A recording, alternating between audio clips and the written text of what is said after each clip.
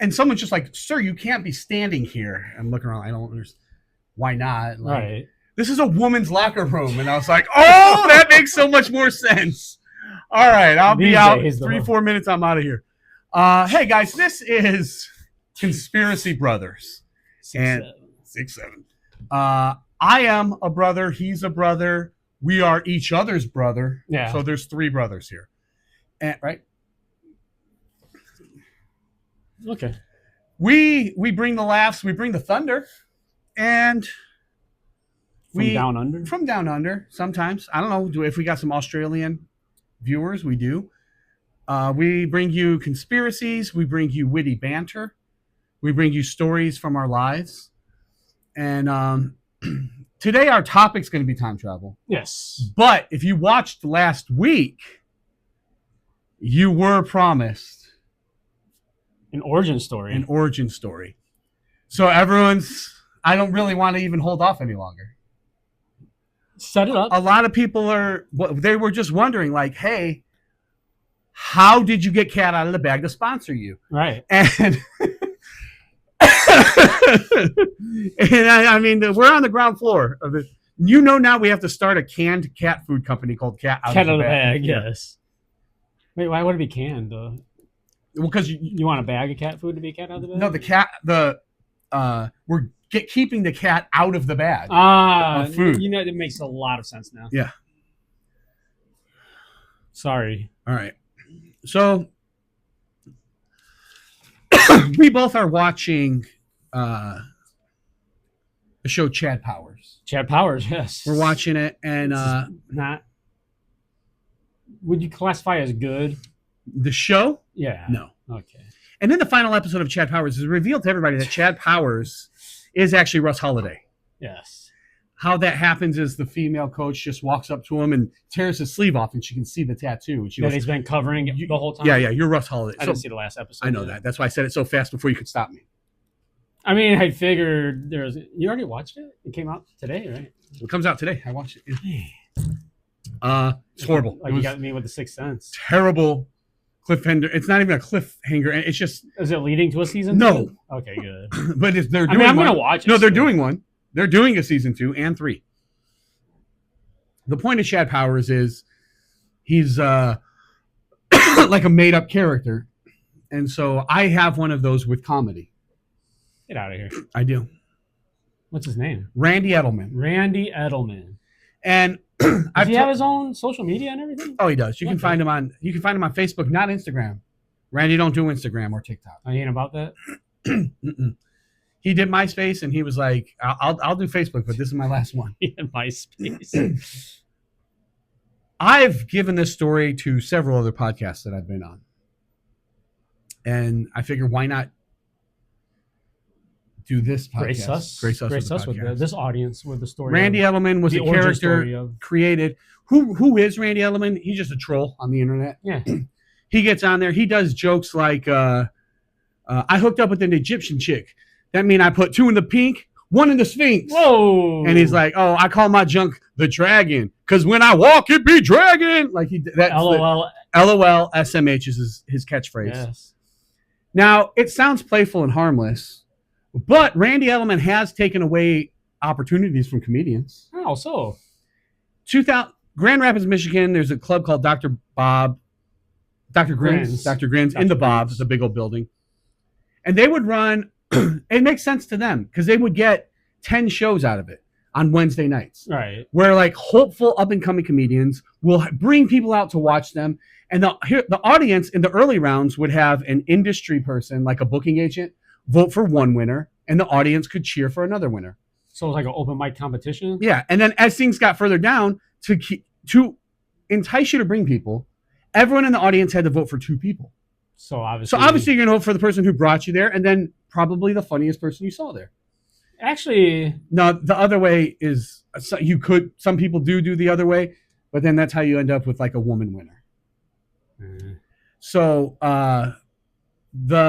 it would be, you would run it and you vote for, the funniest person. Right. Or whatever. It was basically, but traditionally whoever brought the most people would win. Yes, makes sense. It lined up where I'm living, in Northwest Indiana area, and then or this 14, whatever it was, is I'm an hour and a half from the club. I'm friends with the guy Stu, and he goes, "Hey man, if you can make it these 3 Wednesdays, you can probably do this competition." So me at the time, I'm a nationally touring headliner. I'm busy. I'm 40 weeks out of the year headlining clubs, and I'm like, you know what, Stu, I'll do it. I do an amateur contest. Oh, is this the Stu from the? Yeah. Okay. I do it on you a few times. I win. Obviously, I destroy them.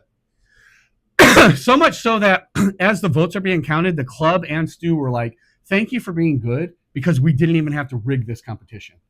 You got every single second place vote." They were just going to tell me. They were just going to say, well, "It's the votes are counted in private, and it was going to be rigged." But they were like, "Thank you for not making us rig it because you got every single second place vote." All right, cool. Yeah.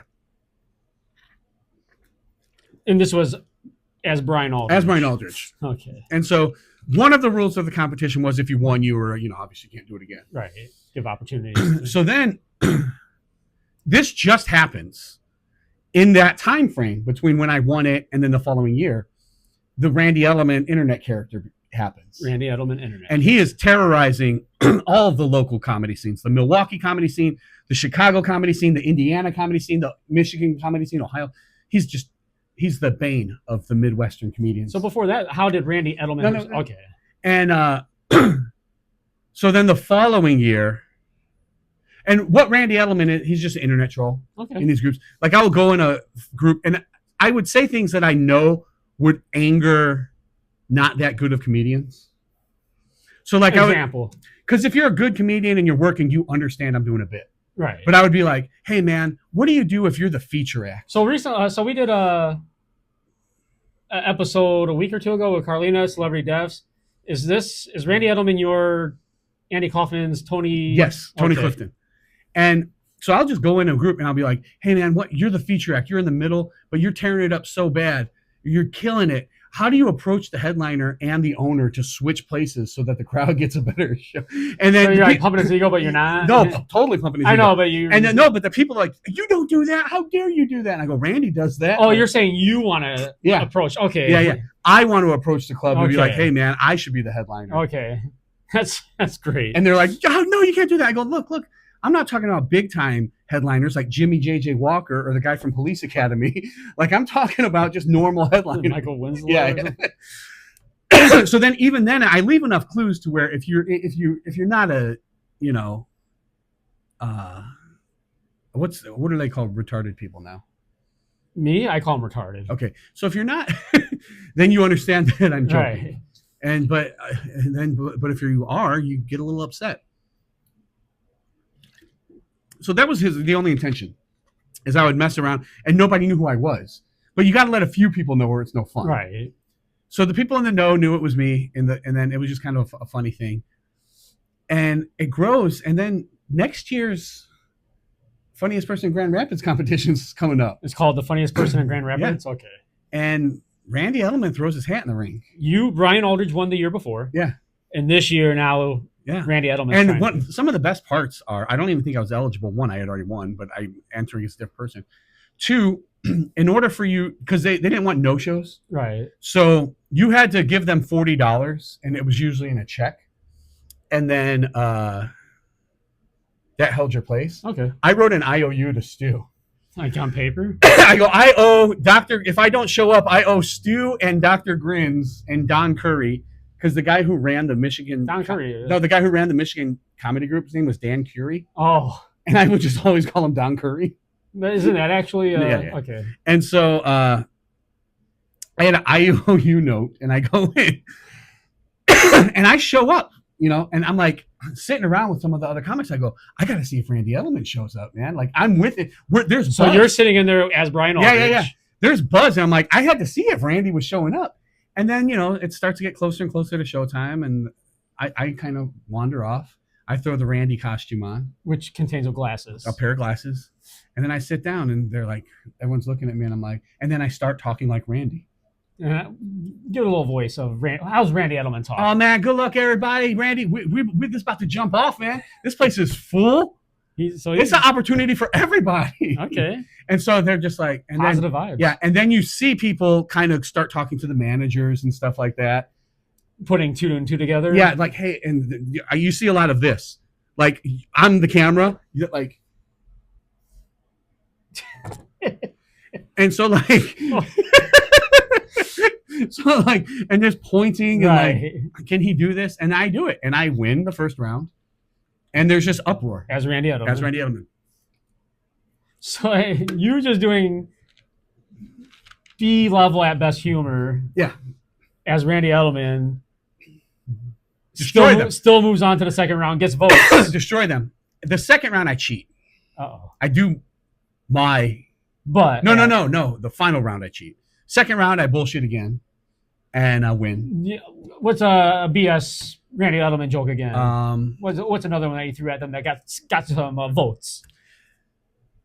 Man, I don't know nothing about construction. I thought remodeling was when the model poses twice. She model, then she remodel. And they voted for you? Come on. They voted for that? It's the charisma. It's the charisma, yeah. Okay. Did you actually do the... Oh, yeah. Okay. Yeah. So and then the third round you do... Randy means horny in British. My parents must have known. That's actually this guy knows what I'm talking about. That's not bad. I'll give you that one. But in British, it means it in British. So that kind of stuff. And then for the final, I just, with my glasses on, do my act. Okay. And I kill. And I win. And so now Brian Aldridge wins funniest comedian in Grand Rapids. Yes. The year after that, now Randy Edelman is the funniest person in Grand Rapids. Essentially, and then they put another rule in. The rule was if you won, you're ineligible. And then the one rule was you're ineligible and any character you create is ineligible. All right. So you started to or no, the other one existed before you already, or okay. Yeah, like I did a comedy club rule. Like the Michael Jordan rule. Michael Jordan rule, the Jimmy rule for Jefferson Elementary School. Yes. So that it just becomes a thing where even after this, there's people who didn't know who Randy Edelman was and stuff. Oh wow. But so he does have an origin story. An origin story, like a villain in a movie. Okay. In between the time I win, funniest person as Brian Aldridge, and the following year. So sometime in that year, probably close to the time I won, because he had about a year to cook. Randy Edelman. He had a year to cook, and so I feel like he would say it that way as well. I'm doing a show in South Bend, Indiana, and it's the 3-person show. MC, middle, headliner. I'm the headliner. The middle act, I don't know his name. I'm not saying his name because I don't want to say his name was Shane. I don't know his last name. Did a very good job. Okay. The MC was a black guy. And POC. A POC, a person of color. He isn't a very strong comedian, which is fine. Right. But he also threatened to rape every white woman in the crowd. Like verbatim? Verbatim, not a funny joke. Not like that joke. No, not like that joke's not funny. He wasn't joking. He said, yes. Well, it's going terribly, and it's going really bad. And then he just starts telling everyone in the crowd they're racist. They're not laughing at him because he's black. And he's like, you're all sitting around scared, looking like I'm going to rape you. And he goes, that's because I am going to. And I'm like, all right. And then. I would laugh now. Yeah. But no, he didn't say it like that. I just made it funny. No, but I would still laugh. No, he didn't say that. I made it funny. I did what he should have done. Okay. And in that instance. And so, but it was like. So that was a cleaner, better version? Yeah. Okay. And so, but like he's really getting into him, like making him feel uncomfortable. He never once introduces himself to me. We're doing shows Thursday through Saturday. And this is the opener, the host. The MC. The host. And then the feature act goes up and I'm like, well, surely he'll come over and say hi, ask me how I want to be introduced. Straight. Feature act does a really good job in a hard circumstance because the crowd is very. And this is the Shane guy we're talking about. Does a great job, and then the MC goes up in between, doesn't talk to me. I'm like, all right, well, surely he has my name written down or something, maybe an intro off the website, and he just tells the crowd how racist they are. So he doubles up so he opens the show with that, then he goes back up and he doubles down on it, and he goes, well, of course you laugh at him. He's white. Okay. You won't laugh at me. And he's just telling the whole crowd and you know how hard it is, right, me, to talk as him and not do the voice, right? Right. And I'm doing a good job so far. I personally, I'm a fan of The Voice. I'm trying to get you to talk more because I know the more you talk, it's gonna slip out. He white, you laugh at him, right? Like, and so because I wasn't gonna be able to say what he says without the voice.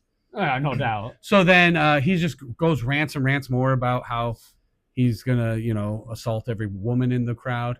And in what way would he assault them? Through physical, sexual. Okay. Non-consensual. I want to make sure non-consensual. Yeah. I don't want to leave them on a. Yeah. And so that's weird, right? Don't do that. No. And then he's just like going to introduce me. I'm like, all right, he has something written down. And he's just like, yeah, you laugh at the feature. He's white. He goes, your headliner white. You probably like him. Ladies and gentlemen, Randy Edelman, which just means he just said 2 white-sounding names. Right. And I go up and I'm just like, hey, we're doing our work release program. How about it? Like, see, now I'm glad you did the voices though, because now I knew you were back to you. Like, okay, yeah. And then, he's not excited about that or whatever. And then I'm like, I do my act. It's fine. I do a good job. Show's over. I find the MC. I go, hey, I don't want you to think I'm going behind your back. So you're going to the guy. I go, hey, with the problem. I go, we got to go talk to the owner. I don't want you to think I'm like going behind your back. I want you involved in this process.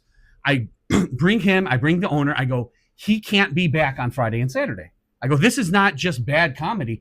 He's like, this is not something I don't want to be a part of. You shouldn't want to be a part of this. Right. Sexual. Yeah. And then the owner, I'm expecting to be like, of course, way ahead of you. He was not going to be back. The owner just shrugs his shoulders and goes, he doesn't want you here. I guess you can't be on the rest of the shows. And so the guy's like pissed off at me and leaves. The sissies against sexual abuse of the crowd. And so a couple weeks later, I'm taking this guy on the road. Funny guy. I don't mind shouting him out. Patrick Passafume. Super funny comedian. Transitioned into a regular job. Oh, okay. Financial job. Like a Decepticon. And then he started with the OVW because he lives in Louisville. Wrestler. Yeah, at PJ Jones. I don't know if he wants to be shouting that out. PJ Jones of OVW? Yeah. Okay. And so, but we spent the whole weekend just kind of talking and having fun. And one of the things is we just couldn't stop talking like Dusty Rhodes. And we had to drive through Green Bay, and he's like, put a roof on that place. Like he's talking like Dusty Rhodes. Yeah, Dusty Rhodes. He goes, somebody need to put a roof on Lambeau. Lambeau too cold. And that's when I learned about, it's a bicycle. He got a bicycle. Somebody got a bicycle. Because like Kevin Nash had a bicycle, and he goes, some kid or child rode a bicycle in here. Totally off topic, except for the fact that you just did that voice. But it made me think of maybe year 2 or so of you being in Florida. A person of color female driving down the street to warn you of the there's an alligator. It came on the land. It's on the land. this kind lady warns my brother about there's an alligator. He came on the land. Alligator down the road. On the land. That's on the land apparently. Yeah. I was like, and that's apparently how she sounded. Yes, you're so new to Florida. But yeah, so we had a great time. I tell him the story. Not the Randy Edelman, of just what happened, and he goes, that guy went home. Oh, and he's like, man, Randy Edelman's a dick. Randy Edelman. And so we create a profile. He's not in these comedy groups yet. It's just a guy, Randy Edelman. And we both write like stuff he says. And then he just kind of stops. So I just do it for. So you take. And then I'm like, what if he is a full-time stand-up comedian, not just some guy? And I start putting him in the Chicago comedy group, all the Midwest comedy groups, Ohio, Indiana, and then and like I would say, I'd be like obnoxious, like right, like how do you know, you're the real star? How do you tell the other comedians that you're the real star? And they, and people would get mad at it. And then I would just kind of troll people. I'm an A+ troll. A+. So troll. That's how Randy Edelman was born.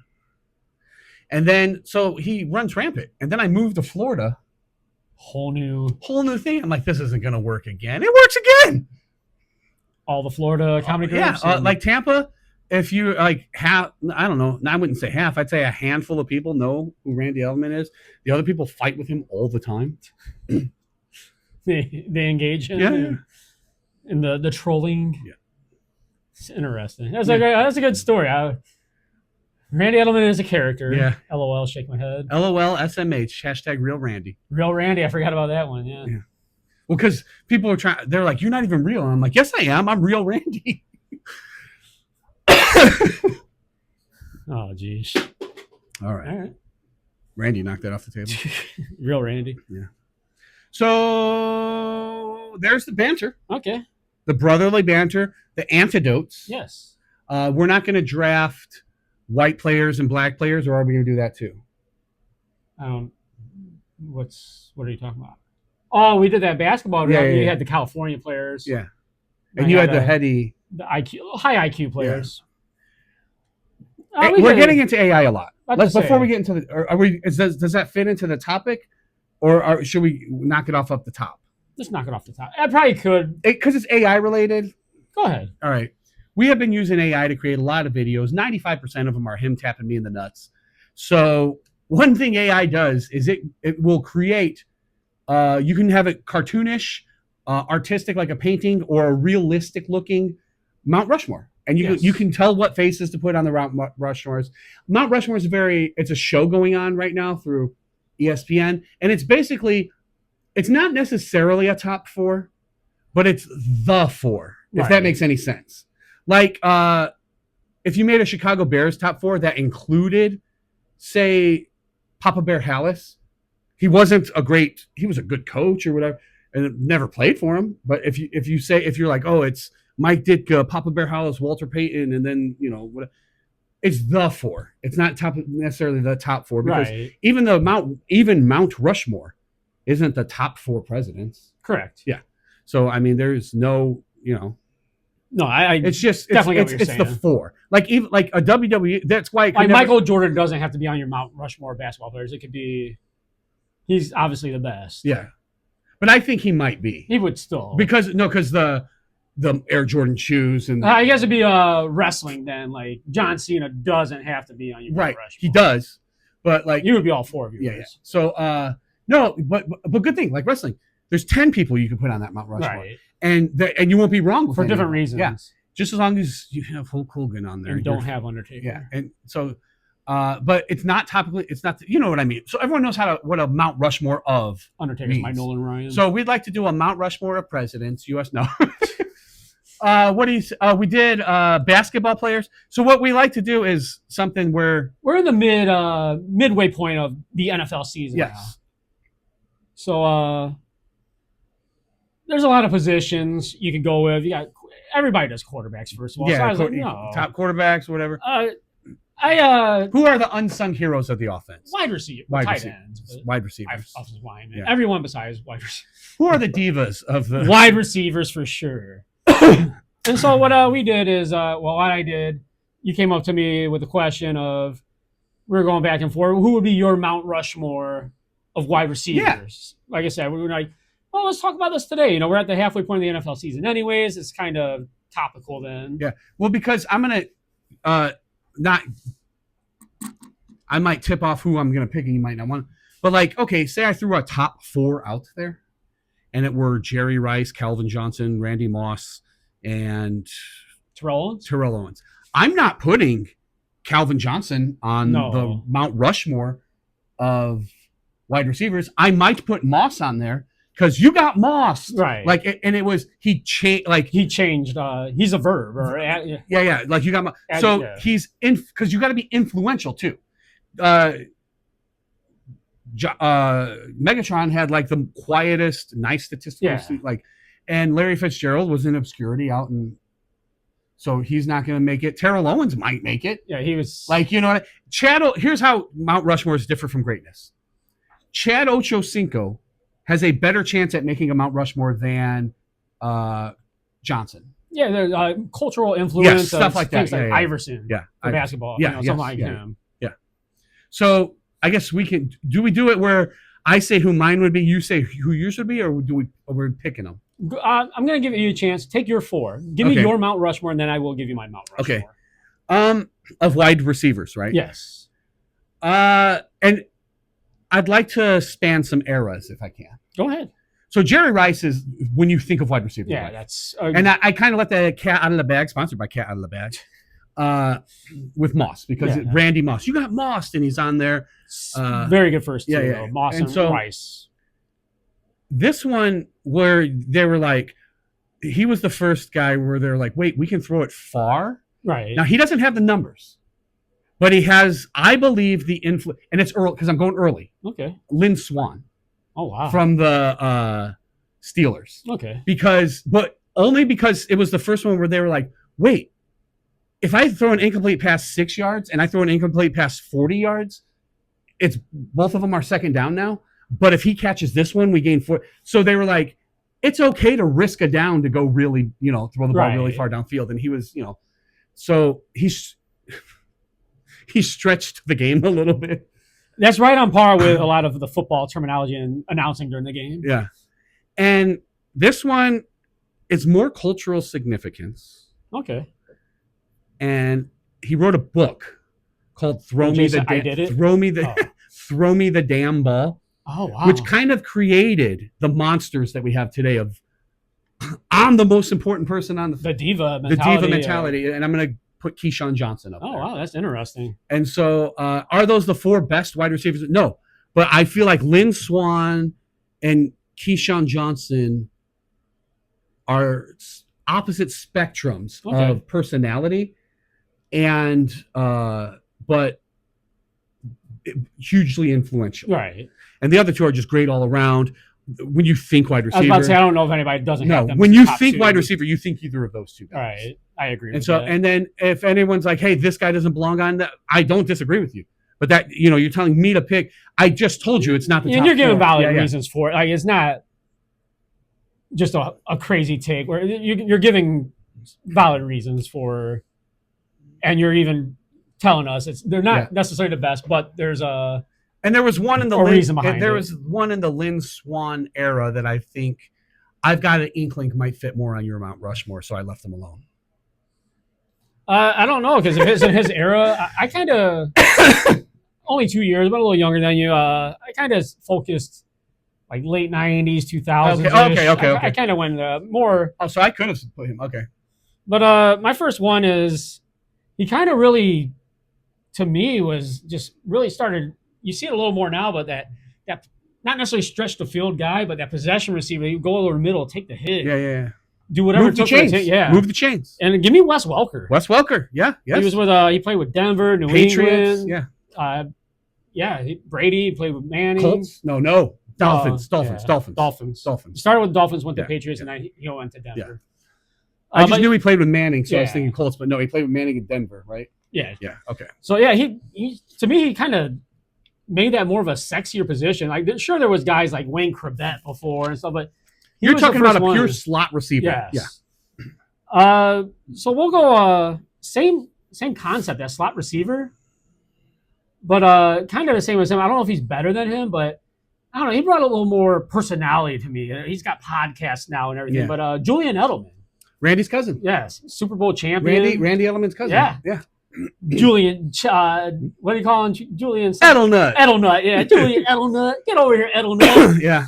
That's Randy Moss's voice. Quarterback at Kent State. Yeah, right? He was a quarterback turned slot receiver. Yeah. But yeah, same thing. He brings a little flavor to the game with that. Real like position. A workman's mentality. Like Wes Welker made that position, and I feel like Julian Edelman maybe took it to another level. I wish I could disagree, because I always thought Wes Welker was a shoo-in Hall of Famer. Yeah, I know. And I don't think Julian. I don't know. So how can I think a player's better? I mean, it's the same kind. Do you think Keyshawn Johnson's a Hall of Famer? Yeah. Really? Yeah. Okay. Yeah. I wouldn't disagree. He's in the Hall of Fame. Nah. Yes, he is. So he's in the Hall of Fame. So another one, not so much a slot guy. He could stretch the field. This guy could stretch the field. Okay. Very reliable. He had some speed to him, but he was just a good route runner, very reliable, smart guy. Jordy Nelson. Ooh, I have a tough time putting Jordy Nelson on any Mount Rushmore just because I'm the Packer bias. I know. It was hard for me, but he did have that year or two with the Raiders. So there we go. But yeah, no, he was a key component for Aaron Rodgers' career. I mean, that was one of Aaron Rodgers' number one guy. Man. Yeah. And then my last one would be just not so much last year or this year. He had some injuries, but a guy just kills it. 100 catches, just write him down. 100. The season starting 100 catches, 1,400 yards, 10 touchdowns. Cooper Kupp. Cooper Cup. And for you guys that play man, what happened fantasy to him, football? Though, what happened to him? Well, slight fall off. Yeah, right? I mean, yeah, he's in his 30s. He's getting up there wide receiver in his 30s. But yeah, he just missed reliable, fantasy stud. Can I ask you about maybe some honorable mentions if there were more room? I mentioned I couldn't go all slot receivers. Like I had Wes Welker. Yeah. I was thinking about a guy that played on the outside, but I was thinking Wayne Corbett. You were talking about. No, I was Don Beebe from the Buffalo Bills. Great special teamer too. Yeah. Like not only did he help on offense, like he could help you on all aspects of the game. The one I was confronted with, I almost put on my. I'm gonna go Steve Largent. Yeah, I was thinking Steve Largent too, but but then I just figured a younger crowd possibly. Younger crowd might not know who Doc Hudson is, might not know who Steve Largent is. Like, so I mentioned Cooper Kupp real quick before we get on to the actual conspiracy. I looked it up. I don't know if you had a silly one that you on top of your head, but I mentioned like Cooper Kupp being a fantasy beast. A few episodes ago, we talked about like a fantasy punishment in some leagues. And you talk about like somebody doing your job. Yeah. How many bit? Is there any other like one that sticks out that's funny to you? Because I read one recently. Getting tattoos and stuff like that. Tattoos. Yeah. So the one I read recently, in like while reading it, I legit LOL'd. Is a league's fantasy punishment was the last place person had to go to a sperm bank, donate, and then check the box that they could contact him after they turned the age of 18. That's amazing.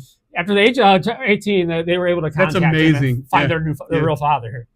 I was like, that is diabolical.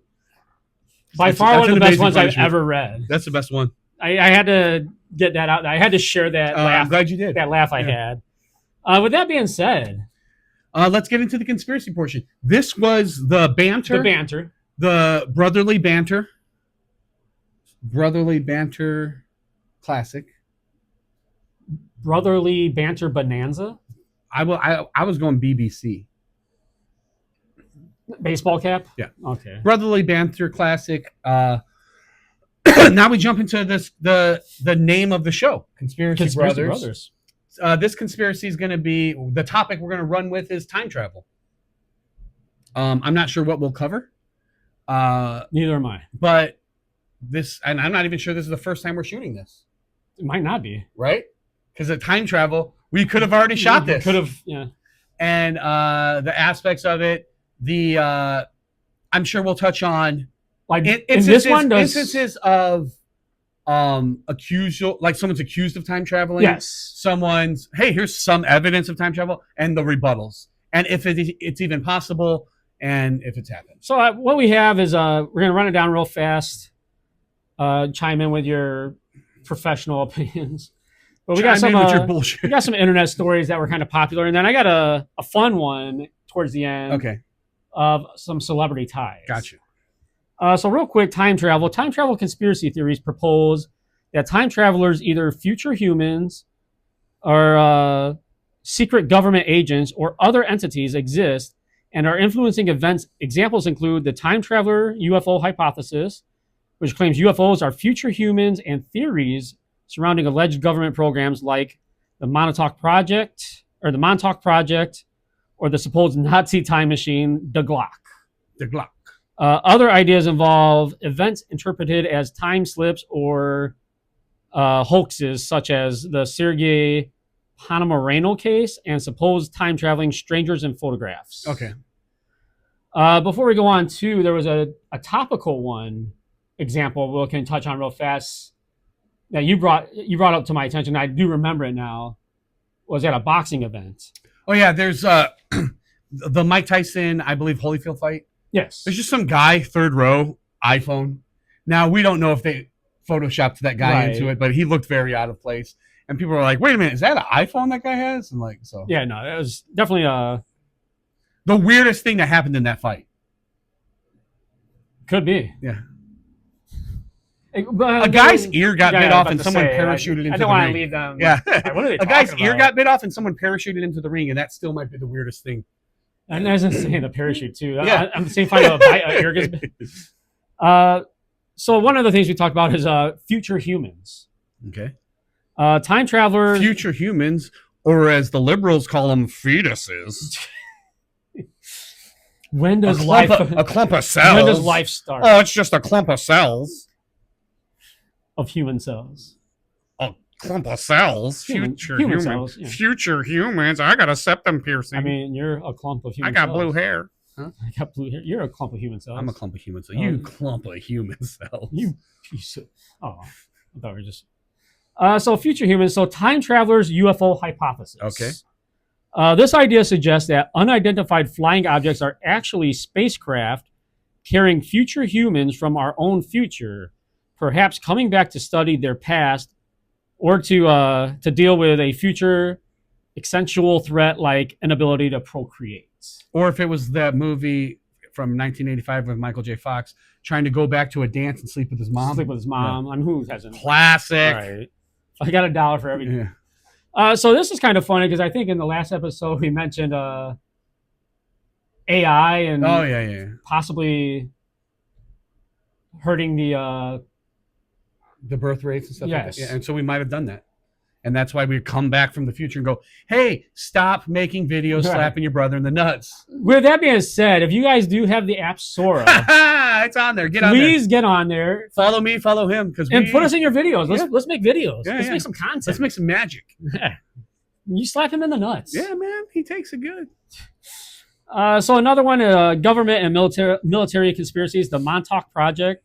This theory alleges that the U.S. government conducted secret experiments at Camp Hero in Montauk, New York, to develop mind control and time travel technologies. All right. Two of my favorite things. I love time travel, and anytime you ask me, like, "Oh, what superpower you want?" You got your casuals. Give me strength. I want to fly. I want mind control. Telekinesis, I guess. Would that fall under? I think so. Yeah. So, but mind control. Like, it don't matter what superhero move problem this thing. you have. What, try it right now. Hold on. Oh, there we go. You can't see me.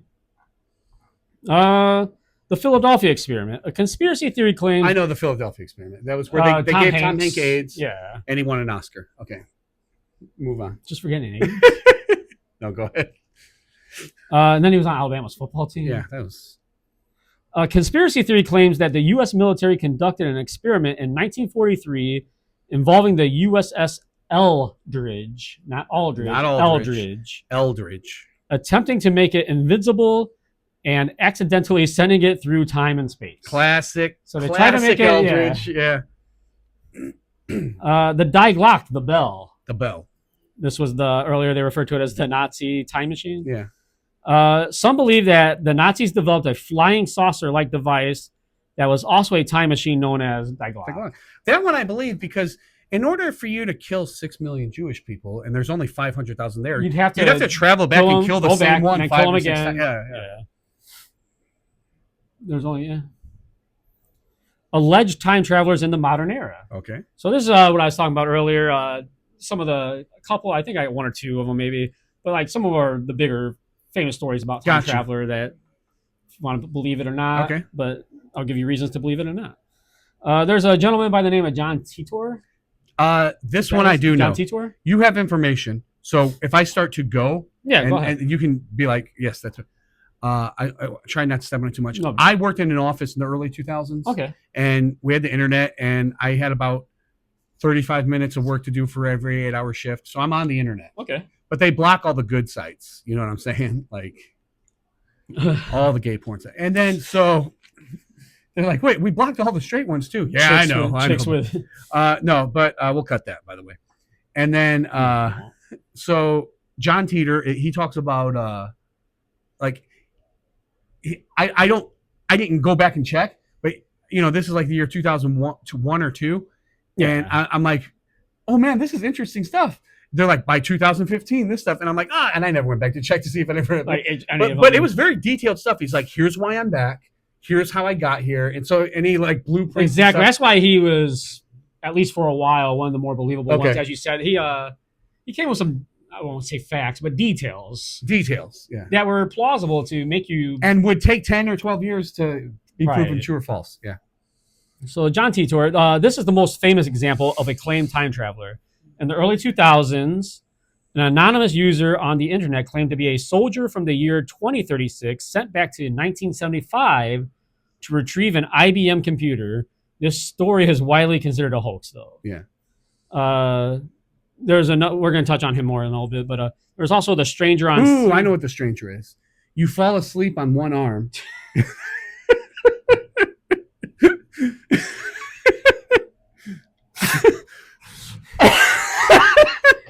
Oh man.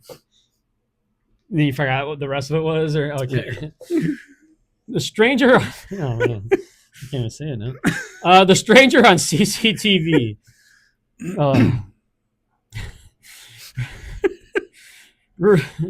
Reports circulated about a stranger. And then it feels like someone else. Did we get there? Did everybody get there? I think we're there. Oh man. Reports circulated about I can't even say that word now. About a stranger on a CCTV camera who warned someone to avoid a fatal accident, then vanished while some claim... You do have to hurry before your arm starts to get the feeling back into it, though. On that all right. Go on. There's also a game where you take a bunch of countdown PMs and see... Yeah, all right. Okay, before you fall asleep. Warned someone to avoid a fatal accident, then vanished while some claim this was a guardian angel or time traveler. The incident could also be a hoax or a misinterpretation. Gotcha. Misinterpreted or hoax events. Earlier we mentioned Sergey Ponomoreno, possibly? Yeah, I thought so earlier. This highly publicized story claimed a man from 1958 inexplicably appeared in 2006. However, later investigation found the original evidence, including photos and an ID card, to be fabricated. So the evidence that it's like some idiots will they'll be like, there was a cornucopia and here's a picture of it. Well, that's fabricated evidence. Right. Yeah. It's literally on fabric. So it's fabricated. They have the Shazam video set, but won't put the tape in there. Put it in. Just stick it in, and I'll be convinced. Anywhere? Well, no, in the VCR. At home? At home, yeah. Push play, boy. The Tiny Watch and Molly Jourdain incident. Yeah. These are examples of alleged proof of time travel that turned out to be hoaxes or misinterpretations or fiction of other historical events. So earlier, I ran off a few things that came up. So one I want to go back to and touch on a little more because as we stated, he was one of the more talked about ones. Well, the John Teeter? Yes. Well, yeah, because it was, if it's hoaxes, he, tells you like this is how they pull off hoaxes. Because before a lot of our conspiracy theories, one of your things is you want to know the why and this and that. And if it's debunked or not, he came with some fascinating whys or whatever. Yeah. In his online postings, Teeter claimed to be an American soldier from the year 2036 based in Tampa, Florida. Nice. He said that he was assigned to a governmental time travel project, and as part of the project, he was sent back to 1975 to retrieve an IBM 5100 computer, which was needed to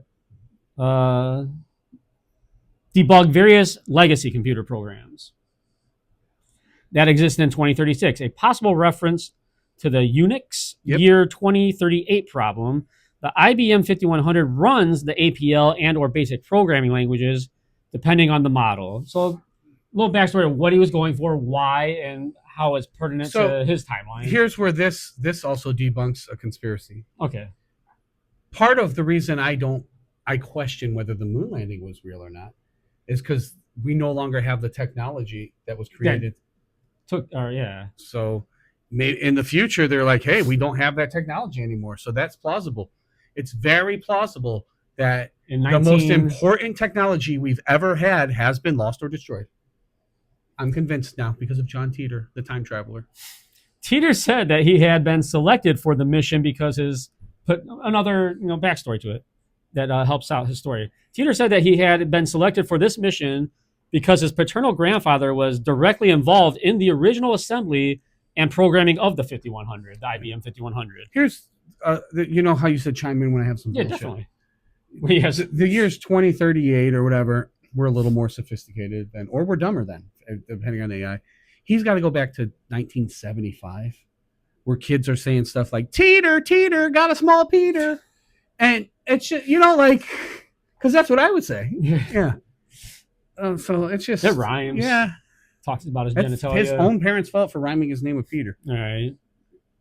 Becker. Yeah. He attempted to provide proof of this by describing unpublicized features of the 5100, which led some people to believe that a computer scientist must have been behind the postings. Teeter said that he was on a stopover in the year 2000. Because if the feeling comes back into your hand, you're just doing it. Oh, the stranger. Yeah. Okay. In the year 2000, for personal reasons, to collect pictures lost in the future Civil War. Okay. And to visit his family. I got this. I'm trying to save the future, but let me go stop by my grandma's house. See what she's up to. To visit his family, of whom he spoke often. Tidor often said that for several months he had been trying to warn anyone who would listen about the potential threat of Creutzfeldt-Jakob disease spread through beef products and about the possibility of an upcoming civil war within the United States. Now, and people say like, oh, hey, that never happened. It might not ever happen because he came back. But this is always a classic. You're sent back September. Let's give you August. Okay. 2001. All right. Is there any chance you're able to prevent 9/11? No. Why not? How? Move the buildings. All right, go on. Or the jet fuel. You're like, you don't understand. I'm hijacking this plane so that they can't hijack. Guys, hear me out. They were trying to hijack it. Then I'm hijacking it. Then he's hijacking it. This is all going to make sense in a second. Yeah. What's going on here? Hijack. Oh, screw you. When questioned about the topic, Tidor also expressed interest in mysteries such as UFOs and extraterrestrials might be time travelers with superior time machines from much further into the future than his own time. Independently, him and the theory that it's humans and that their punishment aliens are future on these missions because there's such a small chance of success. Right. That they, typically when a aircraft lands and it has a manned pilot, like when I say manned, I just mean something that's alive, like the alien. Oh, man. That person is long dead because the trip took so long that it's basically to get from their area to, unless there's time warps and portals. Like in the Bermuda Triangle. Some of his predictions, although he frequently invoked although he frequently invoked the many worlds interpretation of quantum mechanics, whereby events from his timeline may differ from our own, Tidor also said that the differences would be minimal as such. Some have interpreted his descriptions of his timeline as predictions and have compared them with actual historical events that have occurred since Tidor's final post in 2001.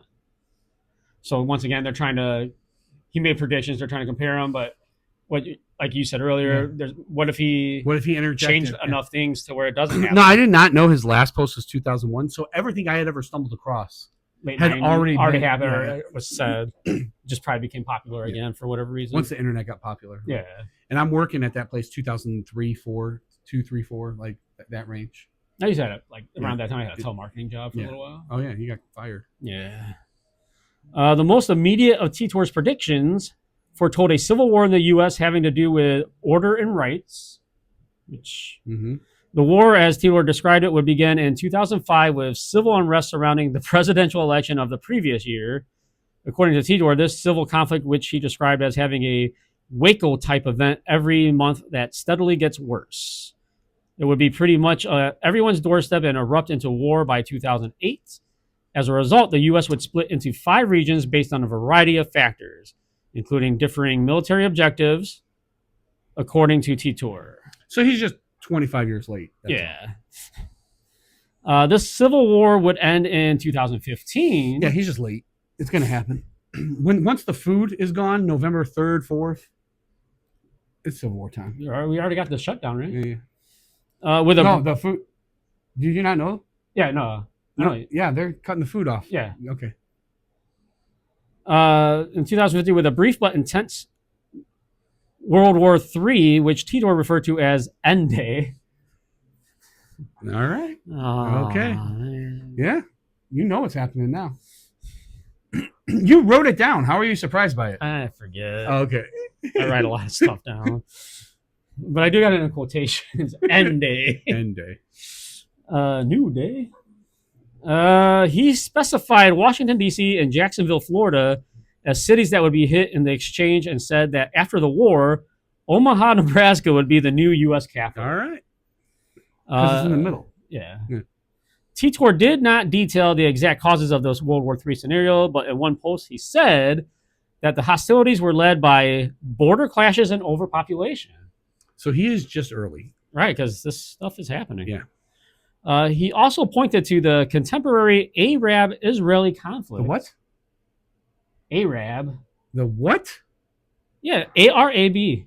Arab. Arab. A-R-A-B. Yeah, Arab. Arab. Arab, right. I feel like we're saying the same thing. Arab. What is the country that we went to war with in the early 1990s? Arab. Ends with a Q. Iraq. Iraq. Okay. And then what's right next to it? Iran. Okay. Iraq. Iran. Arab. I feel like we're saying the same thing. Okay, go ahead. Go on. I'm not hearing a difference. I'm not either. Okay, go on. So, anyways, the Arab and Israeli conflict. Like, what nationality are Tony Soprano and all them? Italian. All right, you're consistent. And you're American. Okay, yeah, you're very consistent. So, anyways, the Arab or Israeli conflict, not as a cause of the war, but as a milestone that precedes it. You've never heard of Arab? I've heard some people say it. It is a okay. Okay. There's even Arab people. All right. What do you call that? iPad. No, where it's in the first word is cool, and then it's in a little container, and then you can open it up, and it's like kind of like cream. It's cool. Whip. Cool what? Cool Whip. Okay, you said. I thought for sure you would say Cool Whip. That's just crazy. All right, go on. Cool Whip. Yeah, we gotta get your wife and her pronunciations of words. Oh my god. Proceeds. Teeter said that in 2011, when he was 13 years old, hard R. He joined a Florida-based all the way in on the R. Okay, go ahead. He joined a Florida-based shotgun infantry unit called the Fighting Diamondbacks. I don't know why that sounds racist. Yeah. For at least 4 years. In other posts, he described himself as hiding from the war. Titor also said that the Everett Wheeler model of quantum physics, better known as the many worlds interpretation, was correct. According to him, this meant that his time travel had caused the formation of a new time stream. Classic. What cornucopia. Now, movies I think set us up for what might or might not happen. Like late 90s, there was a lot of different movies about an asteroid hitting the Earth and killing us. Okay. And now, like Marvel and like almost anything, it makes movies about multiple universes. Yeah, timelines. Yeah. And So, described world occur with some time stream. The events that Titor had described would occur somewhat differently than he had in his home time stream. This made his predictions non-falsifiable. Non-falsifiable. That's a Trump word if I ever heard it. I can't. Don't let him read it. Have you? He will use that immediately.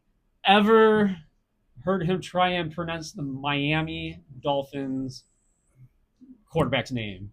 Oh no, but I'd love to. It's got to be somewhere on the. I listen to ESPN Tua 1000 but it is brutal. Him trying to say Tagovailoa. Yeah. Oh, I already know that was He gets the Tua part. Tua. That's all I would. Tua. Let me give it a shot. Go for it. Tua Tagovailoa. Tagovailoa. Yeah. Tagovailoa. And I love there was a documentary about Tua. How they just were chill with child abuse. Like they said it like it was, and they're just, oh man, I used to beat the shit out of Tua when he would throw the ball wrong when he was 9 years old. And he's like, yeah, my dad would crack my skull if I lost the game. Back in those days. Yeah. And it was just, the story was not this amazing story. Who's his dad, Adrian Peterson? Yeah. No, his dad is Uno. He's the first one. Uno Tagovailoa. But no, do you remember that or not? Yes. They just did like a documentary where it's just child abuse the whole time. And they're like, yeah, He had a tough bringing. He had a tough upbringing. He got beat if he messed up. But it made him the man he is today. It made him the man he is intercept today. throwing. Concussion ridden. He started from there. Yeah. So there was another we'll focus on real quick. Not as sexy as there was some fun parts about this, but Andrew Carlson. Okay. Andrew Carlson is the subject of a popular urban legend claiming he was a time traveler arrested in 2003. Okay. Which I believe you probably read about this one before, for making a fortune through perfectly timed stock market trades. The story is fictional and originated in the satirical newspaper, Weekly World News. And then social media, man. I saw that story, and then I was like, oh, man. I read the whole thing, and I'm like, let me Google this story to find, other than this article that was written about it. I want to find some, this is interesting. And every article you Google, they're like, yeah, it's just made up. Except, I think at one point, though, like, because of this newspaper, this like Inquirer type newspaper, I think like Yahoo News, and this is what got people started getting it on. Like Yahoo News picked it up and started kind of talking about it. I think it might be in there. Here's what sucks about that: it's recent, so all Yahoo News has to do to get themselves off the hook of posting a fake story is go according to world. Yeah. So the financial success. The story alleges that Carlson was arrested by the U.S. Securities and Exchange Commission (SEC) in March 2003 for turning an initial investment of just $800 into over $350 million in 2 weeks. Nice. He was successful in 126 higher risk stock trades in a row. Nice. The confession during an interrogation of 44-year-old Carlson supposedly confessed to investigators that he was a time traveler from the year 2256. Okay. He claimed to have used his future knowledge of historical stock prices to make his trades. So similar to Back to the Future, where he has the sports almanac. The offer to prove his claim and negotiate his release, Carlson allegedly offered to reveal the location of Osama bin Laden and provide the formula for a cure for AIDS. He refused to provide the location of workings of his timecraft, though. Gotcha. There you go. His mysterious disappearance. Before he was scheduled to appear in court, an unknown benefactor reportedly posted Carlson's $1 million bail. He just went back in time and posted his own bail. Probably. Yeah. He then, it's very plausible there. Well, assuming. He then vanished and was never seen again because himself. Investigators also supposedly found no official records of his existence before 2002, December 2002. The reality behind the myth, supposedly, the satirical source. The story's origin was a 2003 article in the tabloid Weekly World News, a paper known for publishing outlandish fictional stories. Misinformation spread. The story then spread to other sites like Yahoo News, where its fictitious nature became less clear. From there, it was widely repeated on the internet with details embellished over time. Yeah. Chinese telephone theory, I guess. Yeah. That's how we get fake news, fake news. No evidence. Despite the enduring nature of the legend, there is no credible evidence that Carlson or the events described ever occurred. The tale is widely accepted as an urban legend and a work of fiction. All right, but it's a neat story. But But as we talked about earlier, that John Titor one, just if I was going to believe one, it would be his. Yeah, there's some reasonings like this is why I personally was like, why you of all people? Yeah. There's a reason why he did it. He's got blueprints and stuff, even though they're not, So I promised a celebrity tie to time travel. Okay. Do you have a guess of name a celebrity? Who you think would be involved? Beyonce. Close. The president of the United States. Yes. Hold on, I'm going to stop you right there. Trump. I'm going to stop you. Trump. I'm going to stop you before you get going. In order for the president of the United States, Donald Trump, to have any sort of ties to time travel, he'd have to have access to the most recent famous time traveler scientist named Nikola Tesla. Yeah, that's true. So, I mean, or someone in his family. So that, I mean, I'm not even willing to entertain this. No, I see what you're saying. Yeah. So, I mean, I got some other things. I'm going to try and convince you. I'll hear you out. Let me give you a shot. The idea of Donald Trump traveling through time is a conspiracy theory that originated from the rediscovery of late 19th century novels by Ingersoll Lockwood. The claims connect a fictional character named Baron Trump to Donald Trump and his son, Baron Trump. Baron Trump. As well as to other elements from Trump's life. Yeah. So some of the Lockwood novels, a fictional character named Baron Trump, in 1889, Ingersoll Lockwood published Travels and Adventures of Little Baron Trump. I like my suitcase. Do you remember that era? That 2 weeks of TikTok? I like my suitcase. Suitcase. Good times. It was wild, man. I just said it out loud with my phone in range. I hope I get some suitcase videos. You might. I like my suitcase. You're assuming that your phone. Oh yeah. Never mind. It doesn't. Never mind. Gay porn. Gay boners. Gay boners. The Travels and Adventures of Little Baron Trump, followed by the sequel, Baron Trump's Marvelous Underground Journey. Ooh. The series centers on a wealthy German boy named Baron Trump who lives in Castle Trump. Trump Tower? Nah. No, this is Castle. Oh, Castle Trump. Okay. And travels to Russia to begin to find his fantastical journey. Yep. Where he came from, his origin. Yeah. A novel about he also a novel about a chaotic election. Okay. Lockwood also wrote, our election went really smooth and nothing happened. No one accused anyone of anything. Lockwood also wrote another book, 1900, or The Last President. Ooh. Which describes an outsider candidate election that leads to protests on Fifth Avenue in New York City. Get out of town. All right. Do I got you? You want to hear more? I'm in. You want to hear some more? Keep going. Rediscovered in 2017, the similarities between the wealthy protagonist's name and travels and Donald Trump's life, along with the detail about the Fifth Avenue protests, were noted online after Trump's 2016 election. This led to speculation that Lockwood had somehow predicted the future.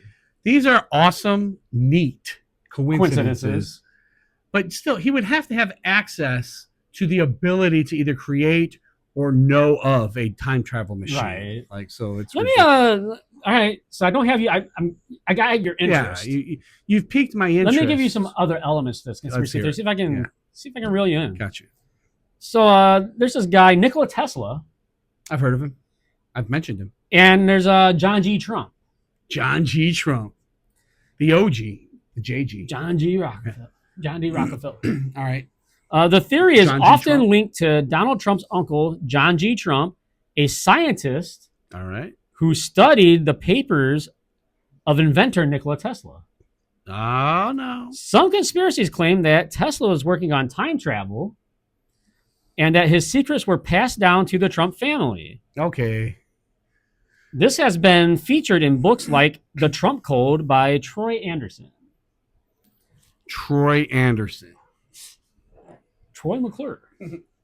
The Time Machine Ring. A satirical story from the WNYC podcast, The Theory of Everything. Is there any chance that word is satirical? Satirical? No, it says satirical. Okay. Satirical? Satirical, right? Satirical? Okay. From what my Arab friend told me. Okay. Where was I before? Oh, yeah, satirical. Satirical. Yeah. A satirical story from the WNYC podcast, The Theory of Everything, jokingly claimed that Tesla's notes contained instructions for a time machine ring, which was given to Donald Trump. The joke was widely circulated among believers of the conspiracy. So just right in our face. Right. Throwing it right in our face. Historical likeness. Other dubious connections have been made, such as a painting out of the 15th century, the church carving in England, and a painting bear a resemblance to Donald Trump. So I don't know if you've seen any of those online. Before he's even a person, there was paintings that looked strikingly. Some of the mainstream explanations for Trump time travel. Yes. Yes. Coincidence. Like it just happened. You kind of said that a second ago. Mainstream fact checkers. Yeah. Racist? Yeah. Okay. Mainstream fact checkers and anything with a really at the end is pretty racist. Be careful. Right? Yeah. Mainstream fact checkers fact checkers. And media outlets dismiss these claims as wild coincidences and baseless speculation. The books were largely forgotten until the 21st century. Fictional tropes. The Barron Trump novels drew on common literary tropes of their time, such as those seen in Alice in Wonderland. The name Baron was a nod to the popular fictional character Baron Munchausen. Maybe Baron McChicken. Baron McChicken. But his damn name is Trump and Baron Trump. Baron Trump, yeah. Right? Yeah, that's crazy. Reflecting the times, Lockwood's works reflected the political anxieties of the late 19th century, particularly the fear and paranoia surrounding America's rapid change during the period. That's how they did it back then in defense. Yeah. Penn State. That's the way they did it back then, man. But I guess something can know if there was time travel, if there is time travel, would know because it's connected to computers. Do you have anything about what AI had to say about it? There's an app. Okay. Or you can even search on Google if you'd like. If you're not, you want to take up the space on your phone. Well, the apps are weird. I've been working on an app. Oh, let's hear it. It's what you do is all our phones have cameras on them now. Okay. So you just snap a picture or something, and then you put that on the line, just directly on the line. Online. On the line, you take a picture and you put it on the line. Online. But you can exchange the pictures. So it'd be like Exchangeogram or something like that. So online. So you take a picture and you put it on the line. That sounds like Instagram. Exchangeogram. You put the picture on the line. But it sounds like a very similar to an app that exists already. Okay, I'll have to have someone look into it. Instagram. Yeah. Online. On the line. But so I asked this all-knowing bot. Okay. That goes by the name of ChatGPT. ChatGPT reminds us there's a segment with a jingle that goes like this. ChatGPT, Conspiracy Brothers. ChatGPT, Conspiracy Brothers. ChatGPT, sponsored by Cat Out of the Bag. Is your cat out of the bag? What? So I flat out asked, do you think time travel exists? All right. And what does it say? Right now. Ooh, it did not start with not a yes or a no. Yeah. Right now, there's no evidence that time travel, in the science fiction sense of going back and forth through history at will, exists. Physics does allow for some time travel-like effects, though. Time dilation in Einstein's theory of relativity is real astronauts on the International Space Station actually age slightly slower than people on Earth because they're moving faster and experiencing weaker gravity. The closer you move to the speed of light, the slower time travels for you. Which makes time travel like all you have to... Into the future. Superman theory. Into the future possible, into the past not possible. The Superman theory, yes. Yeah. No. You just got to go faster than the speed of light. Oh. Black holes and wormholes. What? Black holes and wormholes are black holes? All right, and wormholes are theorized in physics and under certain conditions could allow shortcuts through space-time, but nothing like that has ever been observed or proven possible. Well, here's the thing.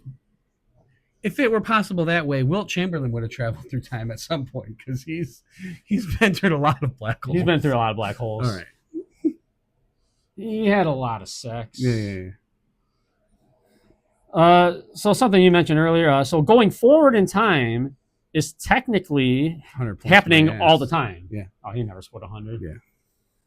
Going forward in time technically is happening all the time. We're literally going forward in time right now. No, that's not a conspiracy. Right. Yeah. The challenge is going backward without paradoxes. Most theories suggest it would require impossible conditions like negative energy or exotic matter. Yeah. So in short, moving forward in time faster is possible and proven, but going back in time remains speculation. Yeah, for now. Right. So, you're a grandfather now, right? I'm a grandfather. A gringo grandfather. Gringo grandfather. But here's the deal. Also a dad. I'm a dad. You're a dad? Yeah. I'm a comedian. So you tell jokes. So I tell jokes. I like them. I like jokes. You know what? You're a dad. You like jokes. I'm a dad. I'm gonna give you a joke. I would love it. We'll call it a dad joke. Sponsored by Trojan condoms. Dad jokes. They keep the small ones behind the counter. Yeah. I've actually time traveled before. Oh, no way. Yeah. I went back in time to unalive my father. Oh, no. Yes. Just to see what would happen? Exactly. I was still alive. Oh, no. You got the wrong guy. Yeah, found out I was adopted. Oh, no. Now you got to kill that other guy. Yeah. Oh, man. That's a good one. You going to fist me for real? We'll see. All right. If time travel were real, you would know that. That's true. Unless I haven't. Ooh. What timeline are you in? Is it cornucopia or no cornucopia? No. Okay, because there's cornucopia. No, and Berenstain Bears, they were never Jewish. No, never Jews. Is that all we got for time travel? Yeah. What's your thoughts on it? Time travel, I'm on the conspiracy side of it. I think there's time travel. Yeah. And Time travel is possible. Obviously moving forward is literally happening. Yeah. Moving backwards, it's a scientific formula. You just have to be able to go fast. You have to find a way to go faster than the speed of light. It's very possible. It technically doesn't. It might exist now. It's just not known because it technically is made in the future. But exists now because you came from the future. I think all the elite are time travel. Yes. The people who have invented, and I think they check each other. Okay. Because they know, like, you're telling me a company that was designed for people to sell I have no inventory. You can sell your books on my website, and now I'm $1 trillion Amazon. Right. $1 trillion. No. The Tesla thing, like Elon Musk, right place, right time all the time. The right place and the right time all the time. People with high influence, just the technology, rich technology. Yeah, I'm just like, those are all time travelers. They know that each other are time travelers. They check each other. So they're like, no, you don't get to make the space lasers. Remember, hey, we took it easy on you in 1940 something. It could have been worse. Do you feel like all these people belong to like a group? But they don't want people to know about like a secret group? Well, you would have to illuminate on their group. Right. And I don't even DDP. I don't even know what you're talking about, but yeah, I think those are time travelers. But I also think that there's an ice wall in the city of Atlantis. So take what I say with a grain of salt. I mean, a week ago told you I believe cities with the same name are portals. Yeah. So yeah. All right. Why wouldn't this? So where I land on it is like, I'm like, sure, there's time travelers. How do you think all these, like, these aren't because it's never the smartest person.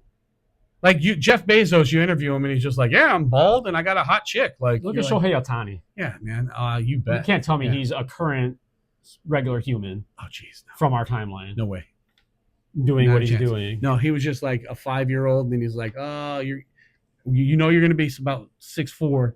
Let's get you big and strong. Teach you how to pitch. Teach you how to, like, I don't know, man. Yeah, there's no way he's from this time. And yeah, I'm thinking like inventors and stuff like that. I'm like, no, you're a time traveler. You're not Victor Wembanyama, either a time traveler or an alien. Yeah, alien. All right. So we both, I think, land on the side of people are obviously time traveling for financial gain. Or even the earlier one we touched on. I think it could be plausible. Like, are they aliens or are they future humans coming? Yeah. So. And they found habitation. Oh yeah, because the only job, and unfortunately we haven't done it yet. Our only job as human beings is to get another planet pregnant. And I say it jokingly, but that's literally what you do, because is to get life going on another planet. And then once we get that up and running, you're supposed to get life going on another planet. That's what viruses do. That's what bacteria do. That's what all living things do. So we're supposed to go get another planet, life started on it. So it seems to reason where humans are 100,000 years through the black holes. The current version of humans 100,000, 150,000 years old. Earth's 4.3 billion. The universe is 16 billion years. So that's like right under a Brazilian. How many is a Brazilian? So we have all of these technologies that we've gotten in 60 years. You don't think somebody's done this tenfold, a millionfold, a billion years ago? Like, so, right. Yeah, there's time travelers. They are here for financial gain, and they're going to slay us all. Yeah. And then when times get tough, they're going to go to their underground underneath the Denver airport. So we are screwed, guys. No good news. I think that'll do it for this week. Yes. I think we got some banter in. Banter and then a confession. Oh, about the stranger? It feels like time travel. We don't know if it's possible. It's like, ooh, I feel like we've done this. About a month ago, we recorded a time travel episode. This episode with this information. And about a month or 6 weeks ago, we recorded it. That footage just went away. The dog came in the middle of it. We took a break. I can't find the footage of that. Oh, you lost it altogether. Lost it altogether. So it's gone. We reshot it. So technically, time travel does exist. Like, there's no way this shirt/jacket is from 2025. You're right. Yeah. You got that from the future. Yeah, from the future. So that was a nice episode. We gave you banter. We gave you conspiracy. Again, I hate to. These are calls to action. I'm doing right now. It's how we're going to get this thing off the ground. We're brand new still. Yes. We're a couple episodes away from sponsor deals. Please, if you're listening, just right next to where it's on the screen, just click follow. How much does that cost? Free. Okay. It's free to subscribe. Subscribe if you're on YouTube. Follow if you're on Spotify. Spotify is the one that tracks us the most. Okay. Spotify, if you're listening on Apple Podcasts, follow that, guys. We're trying to deliver it to you all the ways that you'll consume it. I mean, if you don't have anyone that loves you, you're home alone, you could probably squeeze in enough time to follow on all the platforms. Follow along. And again, this is a creative endeavor that I'm blessed to be able to do. I do stand-up comedy. I travel. I do shows. I've always wanted to do something creative and funny with my brother. So if you are liking, if you are subscribing, if you're just listening, sharing it, you're making this possible. So I thank you from the bottom of my heart for doing that. Yes. And I just want you to know how important that is to me. Adam, do you have anything to add as far as to the fans? Just real quick. We're out of time for this episode. But see us next week on another episode of Conspiracy Brothers.